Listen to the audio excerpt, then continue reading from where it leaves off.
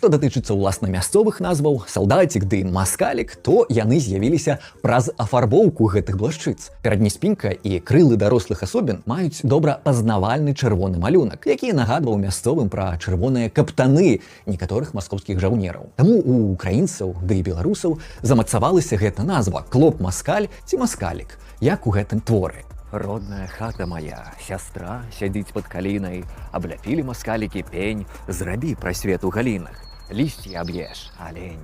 Наогул, як ва ўкраінскай, так і беларускай традыцыі слова «маскаль», «маскалік» выкарыстоўваецца не толькі для пазначэння пэўнай групы, якая належыць да маскоўскай дзяржавы, але і для пазначэння належнасці да яе вайскоўцаў, як у Тараса Шаўчэнка. Забралы в маскалі тое самае, што забралі ў войска. Таму не варта расійцам крыўдзіцца на гэтае імя клапа, бо абедзве гэтыя назвы, як расійскі салдацік, так і ўласна наш маскалік, узніклі на аднолькавым падмурку асацыяцыяў вайсковай афарбоўцы.